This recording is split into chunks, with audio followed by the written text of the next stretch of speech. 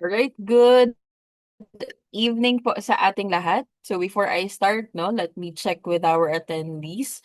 If you clearly see my screen and also hear my voice, kindly type in yes po sa ating chat box.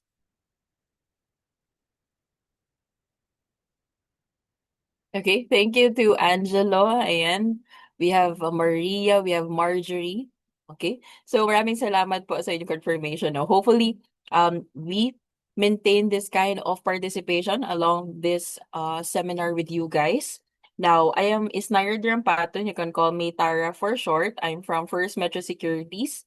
And also, thank you for joining us for this webinar, REITs Explain, Real Estate Investing Made Easy. So I understand for many Filipinos, no, even for me, real estate has always seen as a good investment, no. Pero kadalasan, yung challenge natin is that real estate usually requires a very large capital, no, or malaking pera. For example, buying a condo, or for example, a commercial property, or even a land can cost hundreds of thousands to million of pesos. So for many investors, especially beginners, it can feel out of reach, no? Minsan hindi natin minsan yung feeling natin hindi natin kayang abutin, no? But here's actually the good news, or even an opportunity that you can take interest, no? Is that we'll talk about an investment that allows everyday investors just like you guys to participate in income generating real estate even without buying an entire building or land, no? And that investment is called REIT, or Real Estate Investment Trust. Now, our goal today is very simple: to help you understand how real estate investing can be more accessible through the stock market. And hopefully by the end of this session, you'll have a clear idea of if yung REITs ba can play a role in your investment journey. So by the way, this session is also part of the Invest and Learning Journey by First Metro Securities. Ito yung aming commitment na gabayan kayo step by step from very basics of investing or budgeting until maging confident investors na kayo. So let's start this journey. So bago tayo magsimula, a quick look at our disclaimer. This means yung any information na i-share ko today is for educational purposes only. Always exercise po your own judgment pagdating sa investment decisions. Okay? Yan. Now, for those who are new with our sessions, just like this one, who is First Metro Securities, FirstMetroSec is the stock brokerage arm of the Metrobank Group with over 30 years of experience in retail and institutional investing. Our company is dedicated to financial literacy and creating awareness of investment opportunities that empower individuals just like you guys and institutions to attain their financial goals. We envision it as the largest and also most trusted Philippine investment solutions partner. So it's my honor and pleasure to serve you today as your host and also your speaker. Now, right to our topic, no, before we dive into the REITs, quick poll muna tayo, or I'd like to ask you a few questions lang, no? When you hear the words real estate investing, ano agad yung pumapasok sa isip nyo? Is it something like, for example, letter A, kailangan ng malaking pera?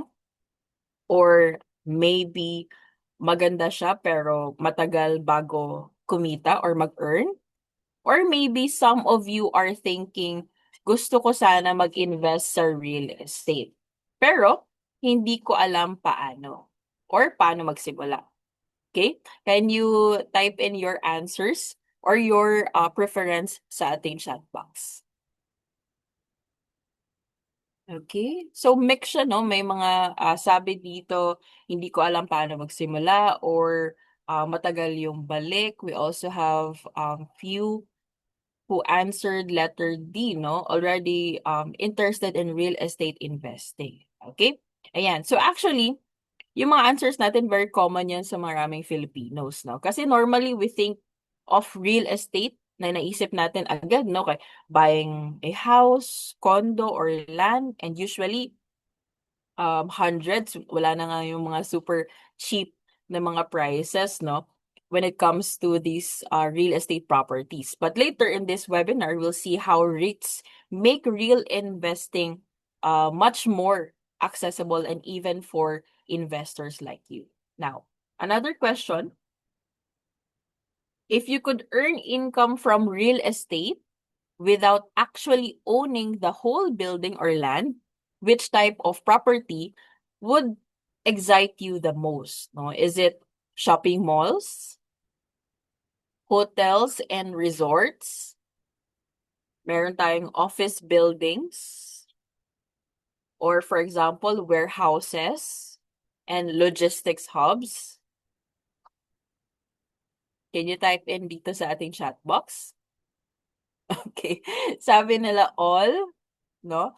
Pwede naman din. We also have office and hotel. May mga specific tayong mga preference. Hotel and resorts, office buildings, all of the above. Sabi nila office lang or shopping malls. Ayan.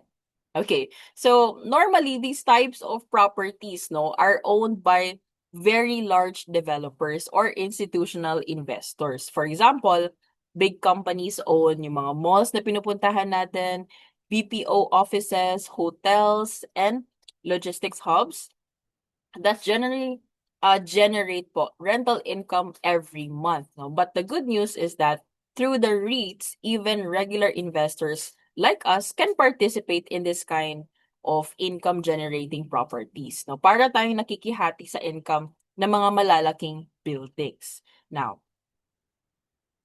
what exactly is a REIT? No? So REIT stands for Real Estate Investment Trust. So in simpler terms, it's a company that owns and operates income-generating real estate properties.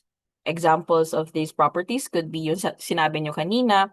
We have office buildings, shopping malls, hotels, warehouses, commercial spaces. And instead of buying the entire building, investors buy shares of REIT company, similar to buying stocks. So kapag kumikita yung properties through rent or, for example, lease income, investors can receive dividends. So at the same time, here is a one reason why REITs are very attractive for income investors. So under Philippine law, specifically RA 9856, REIT companies are required to distribute at least 90% of their distributable income as dividends to shareholders every year. Meaning, most of the profits are returned to investors. So unlike some companies na nire-retain yung kanilang earnings, REITs are designed to generate income for shareholders. Now, consider, this is for example, investors, consider REITs as a potential source of passive income. Now, to understand REITs better, let's look how the structure works. For example, for this one, this is a sample REIT transaction flow.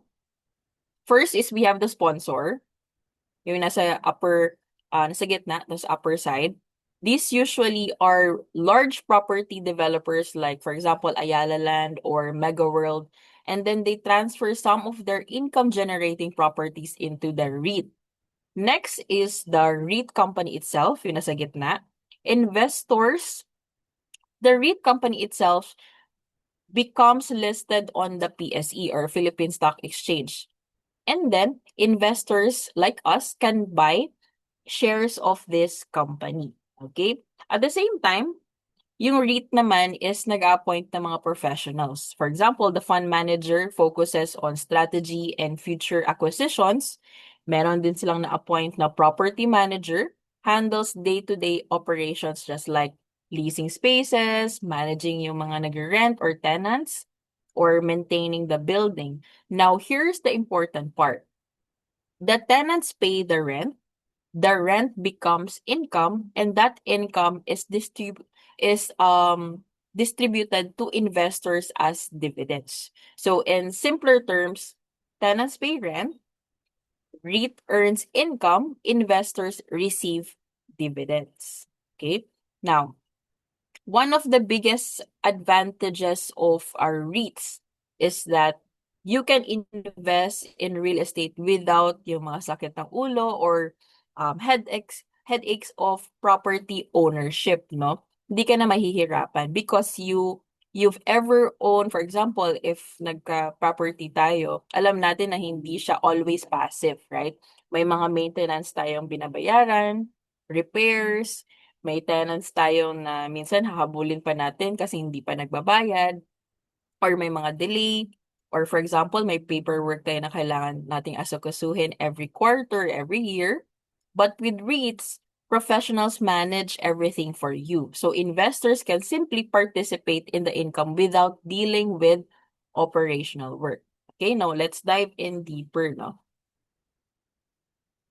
There is no direct ownership needed. So with REITs, you don't need to directly buy or manage a property. Instead, you participate in the profits generated by real estate assets.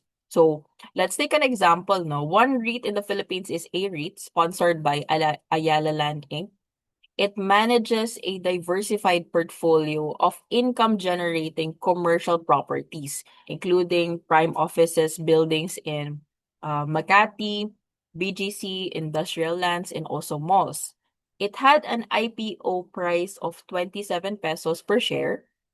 As of March 11, 2026, the price was around 40.75 pesos per share. It also had a trailing 12-month dividend yield of around 5.91% with 4 dividend payouts per year, meaning investors potentially receive income quarterly. So instead of buying a building worth millions or billions, investors can participate just buying shares of that REIT. Okay? Now, another advantage naman is low barrier to entry. Okay? So if we compare it to, let's say, traditional real estate, halimbawa gusto mong bumili ng condo unit or commercial property, usually you need a lot of money, no, to buy that property of pesos for that, even like, for example, down payment alone. But with REITs, you can start investing with the price of just few shares in the stock market. Now, when we buy stocks or REITs in the Philippine Stock Exchange, meron din tayong dapat tandaan. For example, there's something that we call board lot. No? So, board lot simply means ito yung minimum number of shares that you can buy at a specific price range. Think of it as the minimum order size in the stock market. For example, CREIT or City Core Energy REIT Corp is sponsored by City Core Renewable Energy Corporation or CREC, who is leading pure renewable energy developer in the Philippines, no? So the price was around 3.35 pesos per share as of March 11, 2026. So at that price level, the board lot or the minimum number of shares you can buy is around 1,000 shares. So kung ika-calculate mo, you need around 3,350 to start investing in CV. No? Another example is RCR, sponsored by Robinson's Land Corporation. It owns diversified portfolio of office buildings, more recently yung mga mall properties, primarily targeting stable long-term rental income for investors, no, with assets in major Philippine cities, not just here in Mindanao, Luzon, and also Visayas, no, which was around 7.18 pesos per share. So at that price range, the board lot is around 100 shares. So the minimum investment is roughly 780 pesos. So compared it to buying property worth, for example, hundreds or millions, REITs allow you or allow investors to start with a few hundreds or a few thousands, making real estate investing much more accessible. Okay? And also another advantage or big benefit is less stress for investors, no?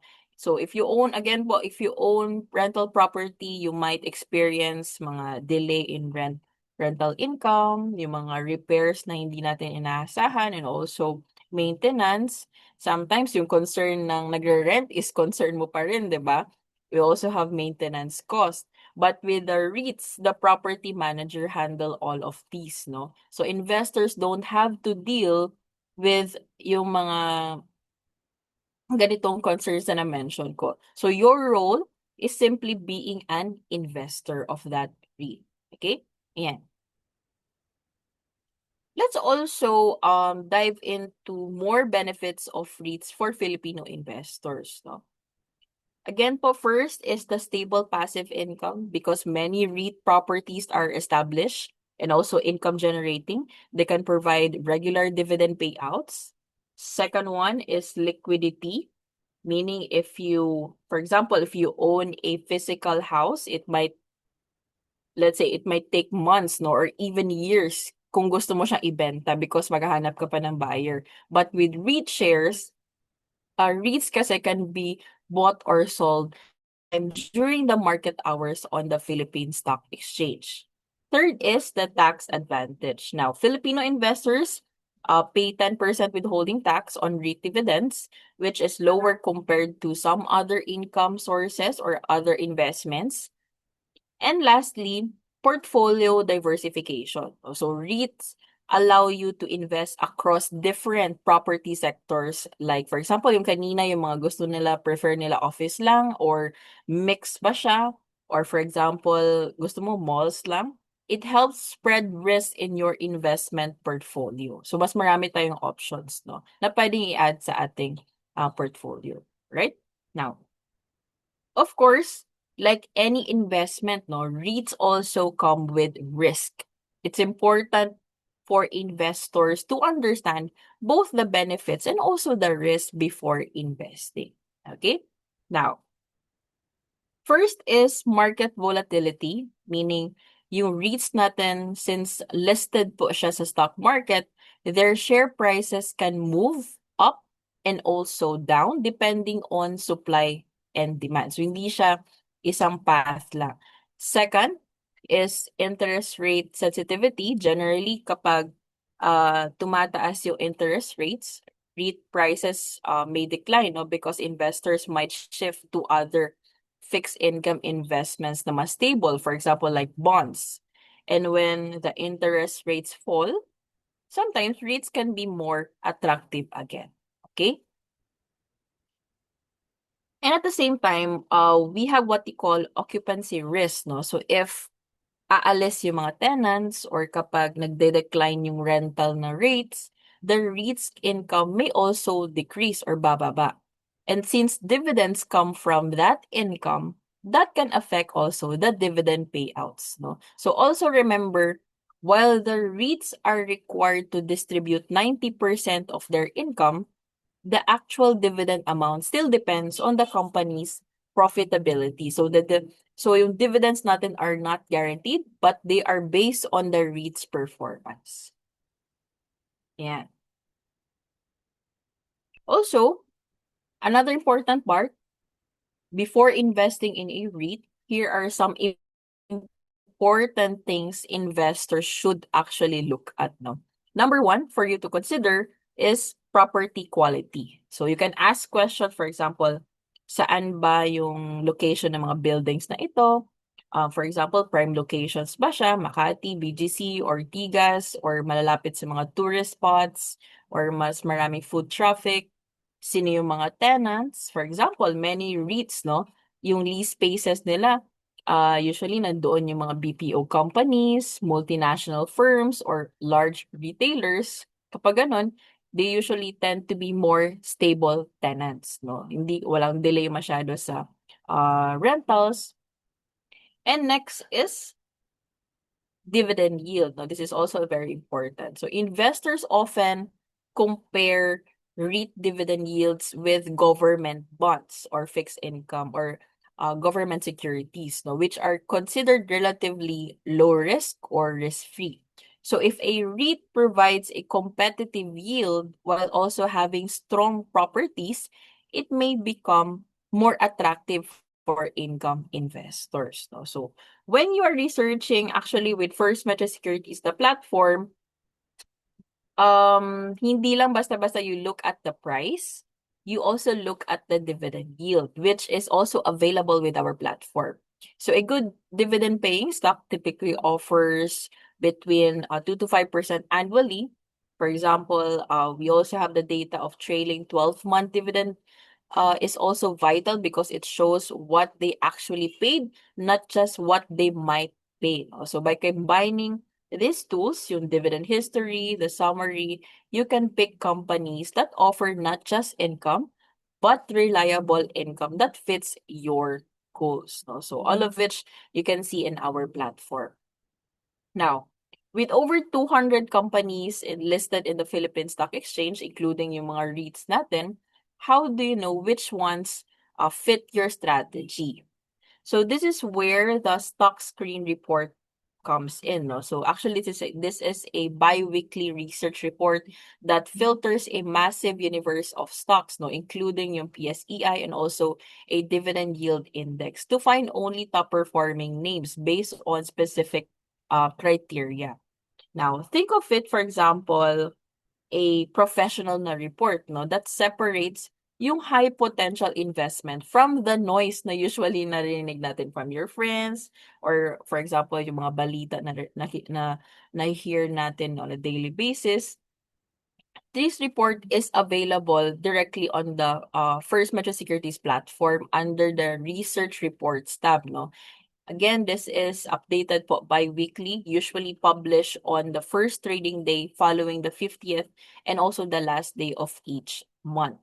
Now, within that stock report, there is a specific category designed just for people na gustong makita ng mga dividend yields, no? So this is what we call yield seeker.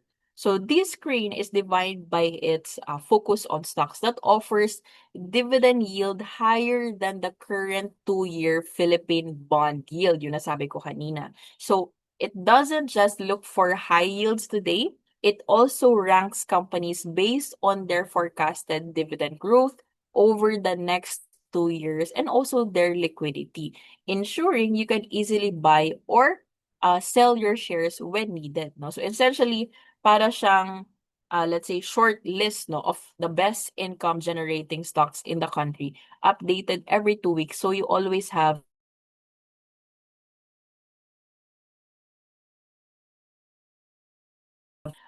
fresh data for your objective. Is your bi-weekly deep dive. Meron din tayong isang report that is also good. Yung ating dividend dashboard. This is a weekly guide designed to help you spot immediate opportunities, no? At the same time, monitor potential plays and most importantly, yung ating risk, no? So the dashboard categorizes stocks into into easy to digest buckets, no? For example, number 1, top dividend picks natin. These have strong fundamentals and also visible upside. Next is we have stocks that we are watching. These are names to keep your radar that are currently stable. And also we have high yield, higher payout risk. No? So meron din tayo red flag na mga stocks that might look attractive because of the medyo mataas yung kanilang percentage, but carry underlying risk of a dividend cut. So this dashboard is available every week on the First Metro Securities platform. It gives you the latest or the last close price, the market cap, and also the projected dividend per share, making it the perfect tool for the busy or, for example, wala tayong time na investors who wants a reliable income stream without doing hours of individual or manual na research, no? Okay. Ayan. So, I see some comments, no? Okay. So, let me check with you guys if I'm still clear with my audio and also my deck. Pwede type in yes po. Ayan. Okay. So, medyo kinabahan ako sa sabi na medyo nawala daw kanina. Okay. Ayan. Good.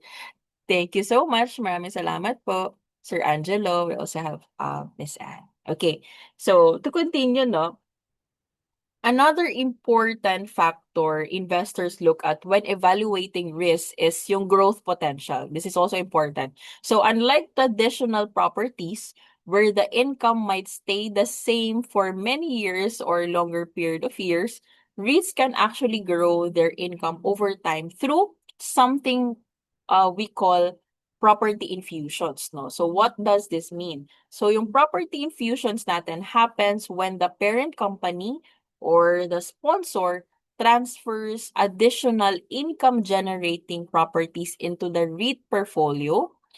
So when more buildings are injected or added, the REIT can potentially collect more rental income, which may eventually translate into higher dividends for investors. No, that's why investors often look at the pipeline of assets from the sponsor companies. No, so here are some examples of REITs in that currently show potential upside based on research target price. So for example, we have RL Commercial REIT. The price is around 7 pesos per share, while the First Metro Securities target price is around 8.40 pesos per share. This suggests potential upside if the company continues to expand its portfolio. In fact, yung analyst natin, may mga consensus silang ginagawa, including this one, also shows a strong buy rating with an average target price around 8.20 pesos per share. Okay? Indicating possible upside based on analyst projections. No? Another example naman is MREIT. Its current price is around 13.90 pesos per share, while the First Metro Securities target price is around 15.10 pesos per share. It also shows buy rating or buy call with an average price target of 16.04 pesos per share. It also suggests potential appreciation if the company continues its growth plans. And lastly, we have a REIT. Its price is around 39.75 pesos per share, while the target price shown here is 46.70 pesos per share. It also has a buy call, indicating possible upside depending on market conditions and also property expansions. No? So just a quick reminder naman for everyone, these target prices are based on research estimates and also market analysis, and they are not guarantees of future performance. No? So the purpose of this is that to simply illustrate how investors evaluate growth potential in REITs. Now, before we move to the next steps, no, let's quickly look at a snapshot of the REITs available in the Philippine market today. These are the REITs currently listed on the Philippine stock exchange. Examples include, for example, A REIT, you know, mentioned ko kanina, C REIT, DDMPR, Phil REIT. We also have M REIT, P REIT, RCR, and also V REIT. No, makikita din natin dito yung mga informations. For example, the IPO price. This is a price when the REIT was offered to the public for the first time. We have the last trade price. This is the latest price investors are buying or selling in the market. We also have percentage change. No, this also shows how the price has moved since the IPO and also year to date. And also we have dividend yield. No, this gives us an idea of the income investors may receive based on dividends. Okay, so some REITs may show higher dividend yields, while also others may focus on long-term property growth or, for example, premium locations. No, now very important. This slide again is for market education purposes only, not a recommendation to buy or sell any specific REIT. The goal is simply to show investors na meron tayong mga available REITs here in the Philippines. No? Again, this is also available po every week in our official social media platform. So you can take a look of this every week, every time may mga interest tayo to check kung ano yung magandang REITs in the market today. Okay? Yan. Now, we understand that REITs are, we actually know how they work. No, now the next question for you guys is, what should an investor do next? One good tip from us is, for example, first, it's important to assess your risk profile. Again po, every investor is different. Some investors are more conservative, meaning they prefer stable income, lower risk, kaya ibang investment class yung gusto nila. Others may be more growth-oriented, meaning they are comfortable with more fluctuations in exchange for potentially higher returns, just like, for example, yung stocks natin or REITs, understanding at the same time, yung risk profile natin helps determine which investments are suitable for you. Okay? Now, second is, once you're ready, you can start actually investing in REITs through First Metro Securities. Now, through our platform, investors can open a trading account, access yung research and market insights yun na-mention ko kanina, all of the reports are there, and also buy investments like, for example, stocks, REITs yun na-mention natin, listed on the Philippine Stock Exchange. At the same time, if you want to mix your investments, meron din tayong bonds and also mutual funds and UITFs that is also available in our platform.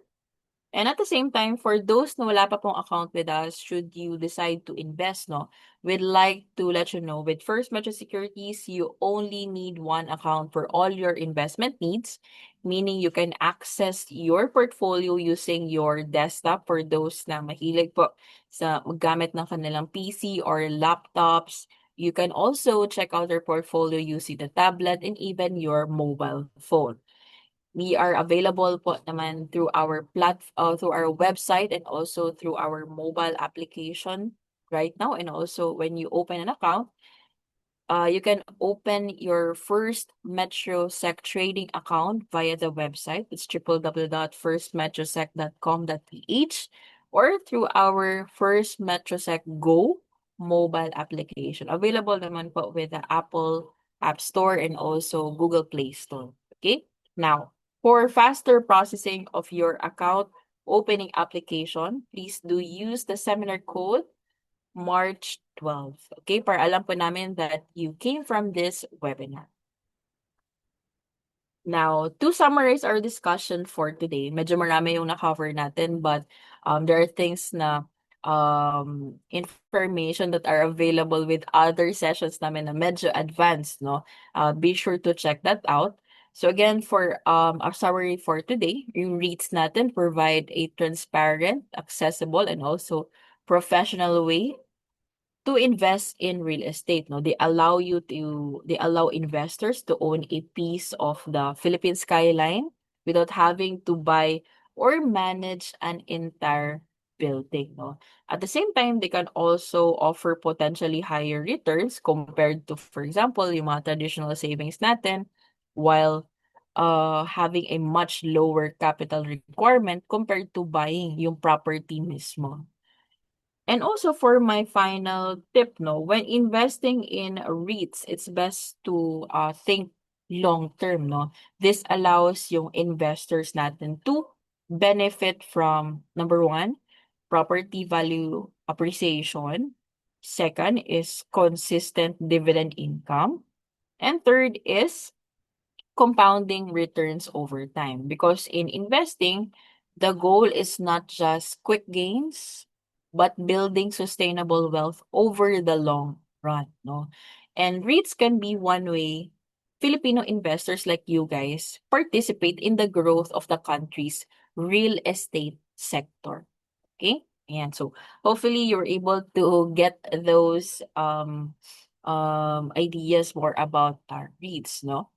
And also for those who want to invite us as your speakers, or for example, to your specific events, ones for customized, gamified, award-winning market education programs, exclusively designed for your company.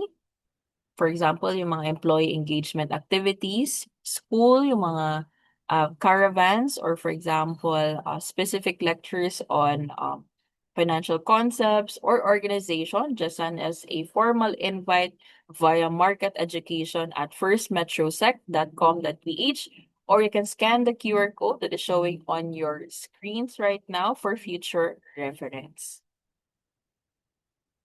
And also, we have our March calendar here. We're done with the first two sessions. We're done with the dividends, bonds, and also REITs today. We also have two remaining sessions. I believe that's 18 and 26. More on the passive income as well.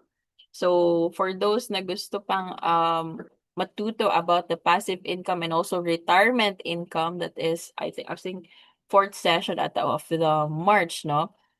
You can actually check out and also see yung details and the registration, that is bit.ly/invested March 2026. Again, bit.ly/invested March 2026. So you can actually register early na for those sessions. Okay? Or take a screenshot for this one para you can share din with your family members na gusto matuto with passive income and also other sessions just like this one.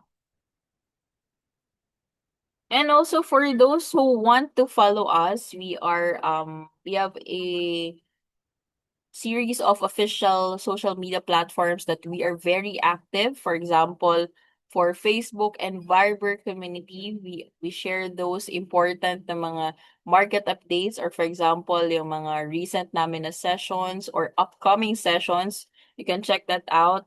Or for example, who want to hear yung mga audibles while doing something else. We are active naman din po with our Spotify. Search lang po natin at FirstMetroSec. And also, we have a YouTube channel for those recorded sessions naman na hindi natin naabutan, no? And also, again, First Metro Securities is regulated by the SEC and also PSE and BSP. And for those existing clients natin, you can contact us through our email sa customer service at firstmetrosec.com.ph, and also you can visit yung help center natin for those who are interested to know more about the products and services, and also for example how much ba yung fees or how does a specific service work. You can check out our help center. Take a screenshot of this one. Isang page lang to dito that you can find all your hopefully your inquiries and also more about First Metro Securities. All right. And so we are right in the Q&A. Actually, we've received some advanced questions already during the registration. So I'll try to answer them first before we start off with a live Q&A now. And so first one is, paano po ba i-monitor yung funds ko in First Metro Securities and make sure REIT dividends are credited properly? So with First Metro Securities, you can easily monitor your funds through your trading account by checking, for example, if you want to check your portfolio, nasa portfolio tab po yan. And for example, when REIT pays dividends, the money is automatically credited po sa ating buying power. At the same time, when you receive dividends, nakaka-receive din po tayo ng notice via the email. So, meron tayong, if ever may expect po tayo ng dividends, that's one of the ways to check, no, if maka-receive po tayo ng dividends. Okay.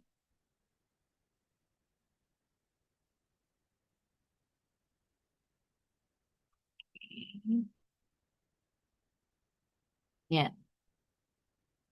How often are dividends paid for REITs? Is REIT investing suitable for long term?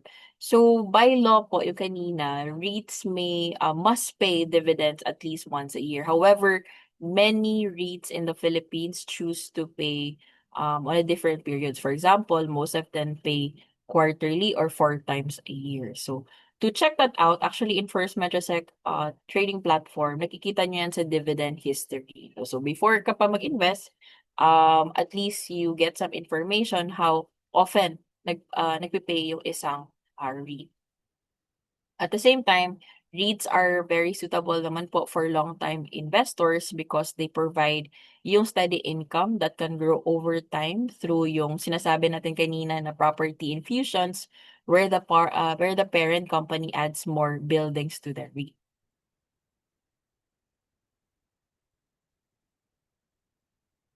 Okay.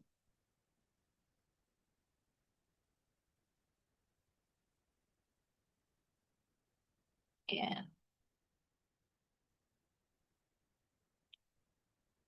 What are the different types of REITs investors should know about? So, for REITs, usually yung REITs natin usually specialize in certain types of assets or buildings, no? Now, the common ones, usually yung mga office REITs, yung mga buildings for businesses, meron din tayong mga retail REITs, yung mga shopping malls and also centers. Meron din tayong energy REITs, yung may mga land and facilities for renewable energy like solar farms, and also yung mga hospitality REITs, na yung mga hotels and also resorts. Okay.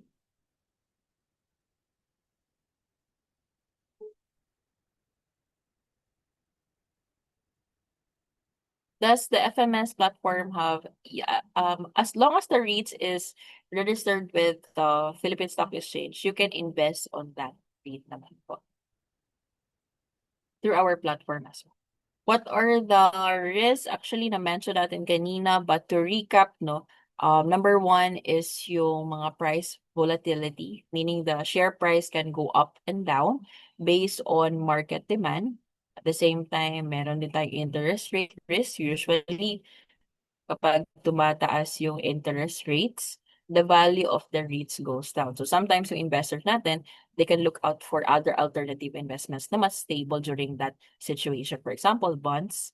And also yung occupancy risk, no? If the tenants is yung mga mag-aalis sila or kapag bababa yung rental rates, the REIT sometimes earn less, no? Or your dividends could be smaller. So that's one of the risks, no, na na-mention natin kanina.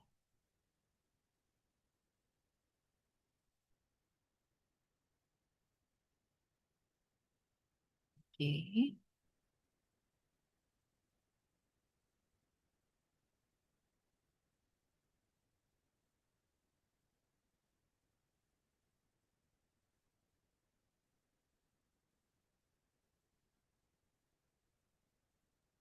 Okay, so how stable is REIT investing in the Philippines compared? So REITs have been in Asia for over many years, no? But with, for example, yung mga countries like Singapore or Hong Kong, while the Philippines started later, medyo bata pa siya, the market is growing because of our local real estate and also sectors that are very active here. For example, yung BPO na mga companies, no? Kaya there is a potential for REITs to grow pa or marami pang property infusions.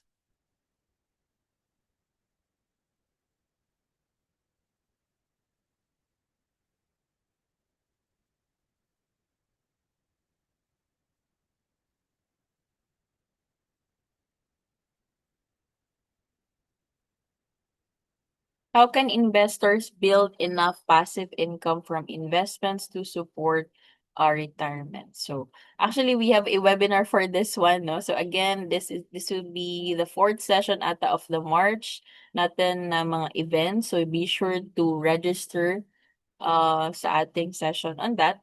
But to answer briefly, no, the best way is through one of the examples is through compounding. So instead of, for example, spending your dividends, you can actually use that money to reinvest, no, or for example, buy more shares. So over many years, no, or after a long period, yung collection of shares grows, tataas din yung total dividend income. So it really depends sa strategy din natin.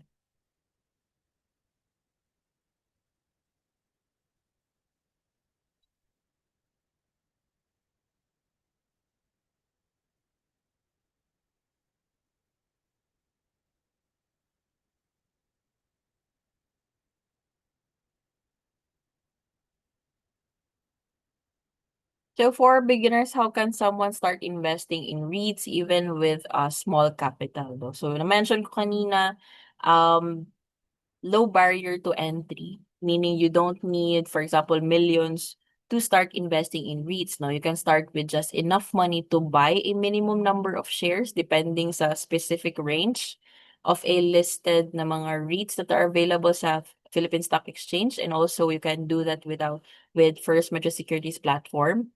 So it's easy as buying, for example, regular stocks, no, and also other companies that you'd like to buy. I think uh,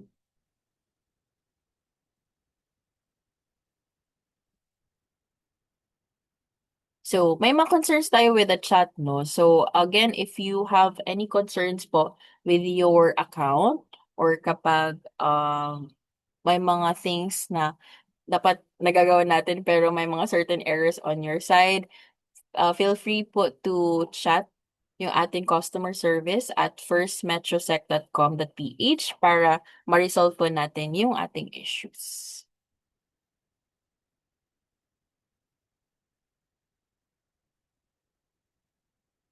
Okay, I think wala na questions. Okay, last one. For this one, I think we have covered this as well, but we'll summarize siguro, no? What are the metrics should investors look to determine if a REIT is a good investment? So one of the things that I've mentioned kanina is yung dividend yields, no? How much dividend you get compared to the share price. And also, for example, the property quality. Are the buildings in prime locations with good tenants? Number three, occupancy rate, no? Are the buildings full? Marami bang bakante? And also, escalation rate, no? Do the rental contracts have a built-in price increase every year para hindi stagnant yung kanilang income, no? Or rental income.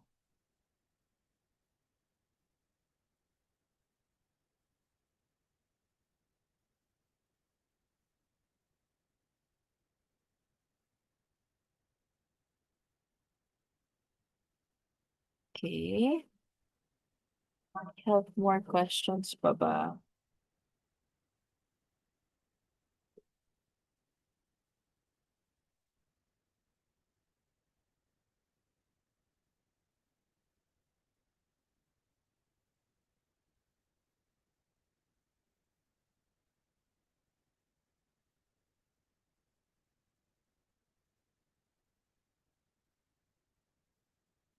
Okay, I think last one is can I fund when we fund via credit card? So for this one, yes, you can use the man available to Visa, MasterCard, and JCB issued credit and also debit cards. And also we have foreign issued cards are automatically converted naman to Philippine peso. Now, for the instructions, no, we have fully detailed naman instruction how to fund your account through your credit card. So again, you can search that sa ating website, the www.firstmetrosec.com.ph, and also click lang po natin your get started. So once you click on that is meron tayong fund your options na tab. So you can also do that and then you check meron tayong mga options from there. Pwede over the counter, pwede bank transfer, pwede din bills payment, and we also have funding through your credit card. So depende na lang po kung ano mas comfortable sa inyo. All right. I think that would be the last questions. You're welcome din po. Ayan. Okay, so a small favor na lang po guys, before I end the webinar, no? We'll just have to ask for your feedback. You can share your thoughts and also insights by scanning the QR code and also answering our feedback form. So our chat moderator will also provide the link. Your input is essential in helping us improve our services and better meet your needs. While we appreciate naman po yung contribution, at the same time nakikita po namin yung inyong actually feedback, no, both negative or positive, we think of it as a sign of improvement as well, no, in our future learning sessions. So for this one, while you are answering the feedback survey, and with that, we are closing our webinar in a few minutes. No, once again, on behalf of First Metro Securities Brokerage Corporation, I would like to express my deepest gratitude to everyone who joined me today. It's truly an evening well spent naman po. We sincerely hope na marami po tayong natutunan when it comes to our topic at ang mga insights and also lessons na na-share ko sa inyo today is maging guide po when it comes to your portfolios that you want to make it secure and also mas profitable at mas enjoyable sa inyong financial journey. And also, this is an Invest Ed with First Metro Security kung saan we hope to see you again in our future learning events because over here at First Metro Securities, we put your future first. So have a great evening, everyone. Keep safe po. As we always say, learn today and invest with confidence tomorrow. We'll see you at the next stop of the journey. So be sure po to register the next sessions. Maraming salamat po. This has been Tara, your speaker and also your host. And we also have Hazel for our marketing team assisting us and also our chat moderator for tonight. Maraming salamat po. Happy dinner as well.